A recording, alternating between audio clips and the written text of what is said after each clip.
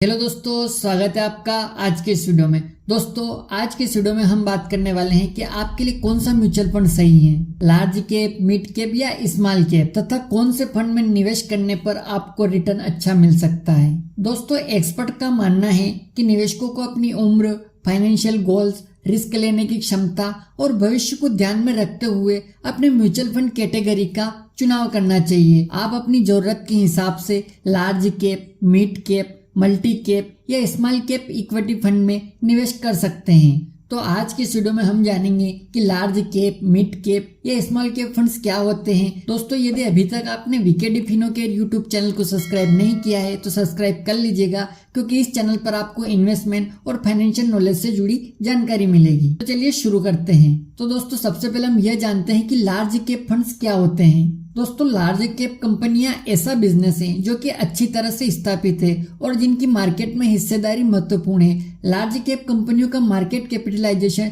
20,000 करोड़ रुपए या उससे अधिक होता है। लार्ज कैप म्यूचुअल फंड एक ऐसी योजना है जो मुख्य रूप से लार्ज कैप कंपनियों के शेयरों में कुल राशि का न्यूनतम 80% तक निवेश करती है। मार्केट कैपिटलाइजेशन के आधार पर लार्ज कैप कंपनियों में टॉप 100 कंपनियों को रखा गया है, जिनकी रैंक 1 से लेकर 100 तक होती है। लार्ज कैप फंड्स को ब्लू चिप फंड्स के रूप में भी जाना जाता है। दोस्तों, ऐसे लार्ज कैप फंडों में निवेश करने से पोर्टफोलियो में स्थिरता आती है, बल्कि इसमें शामिल म्यूचुअल फंड रिस्क को भी कम करता है। लेकिन दोस्तों, लार्ज कैप फंड का रिटर्न अन्य प्रकार के फंड जैसे मिड कैप या स्मॉल कैप फंड से थोड़ा कम होता है। उदाहरण के लिए रिलायंस इंडस्ट्रीज और इन्फोसिस कुछ लार्ज कैप मार्केट कंपनियों के उदाहरण हैं, जो साल दर साल अच्छा प्रदर्शन कर रही है और अच्छा खासा प्रॉफिट भी देती हैं, जिसके कारण यह सेफ और स्टेबल होती हैं। चलिए दोस्तों, बात करते हैं कि मिड कैप फंड्स क्या होते हैं। मिड कैप फंड्स कंपनियां ऐसी कंपनियां हैं जिनका मार्केट कैपिटलाइजेशन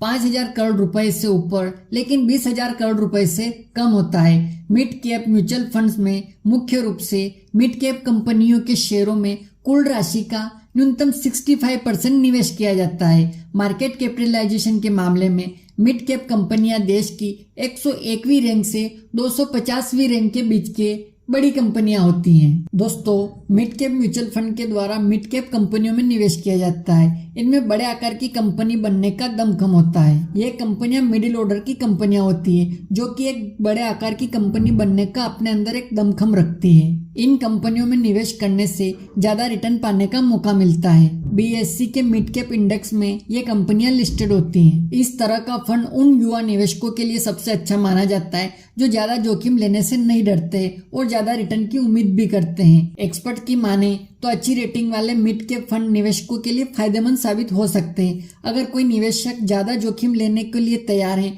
तो इस फंड के जरिए वह ज्यादा रिटर्न प्राप्त कर सकता है। अगर आप इसमें ज्यादा लंबे समय तक के लिए निवेश करते हैं तो इससे स्मॉल और मिड कैप फंड से जुड़े जोखिम भी कम हो जाते हैं।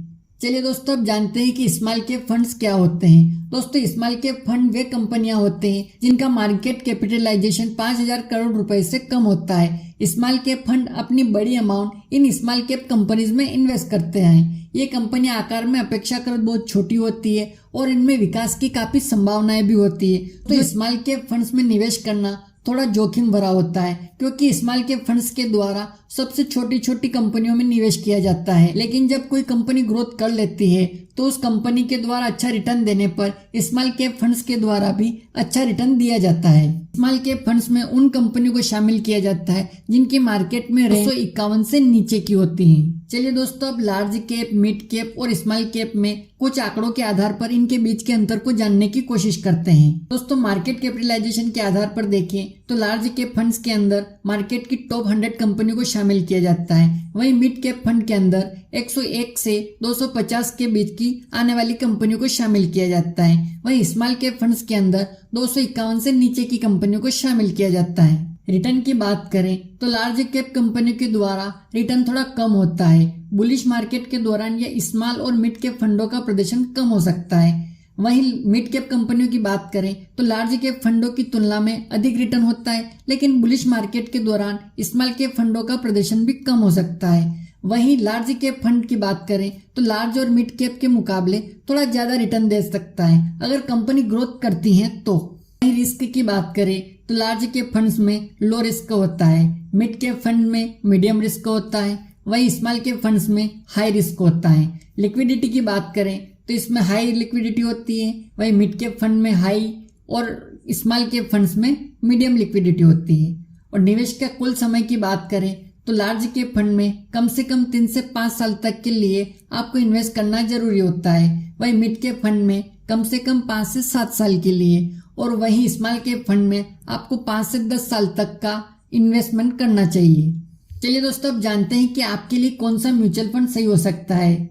दोस्तों, फाइनेंशियल एक्सपर्ट का कहना है कि निवेशकों को अपने फाइनेंशियल गोल्स को ध्यान में रखते हुए अपने लिए सही कैटेगरी का चुनाव करना चाहिए। अगर आप लंबी अवधि के लिए निवेश करना चाहते हैं और आप में जोखिम यानी कि रिस्क लेने की क्षमता है तो आप स्मॉल और मिड कैप फंडों में ज्यादा निवेश कर सकते हैं। अगर आप मीडियम रिस्क उठा सकते हैं और लंबी अवधि से कुछ समय के लिए निवेश करना चाहते हैं तो आप मल्टी कैप फंडों में अपने निवेश का एक हिस्सा एलोकेट कर सकते हैं। इसी के साथ अगर आप में मध्यम से कम रिस्क लेने की क्षमता है और मध्यम अवधि यानी कि मीडियम टर्म के लिए निवेश करना चाहते हैं तो एक्सपर्ट का सुझाव है कि ऐसे लोगों को अपने इक्विटी एलोकेशन का एक बड़ा हिस्सा लार्ज कैप फंडों में निवेश करना चाहिए। इसके अलावा अगर आप समय के साथ आपका मन बदलता है और जोखिम उठाने की आपकी क्षमता भी कम या ज्यादा होती है तो आप ऐसे में अपने एलोकेशन को स्मॉल मिड कैप से मल्टी कैप और लार्ज कैप में ट्रांसफर भी कर सकते हैं। तो दोस्तों, ये थी लार्ज कैप, मिड कैप और स्मॉल कैप फंड्स के बारे में पूरी जानकारी।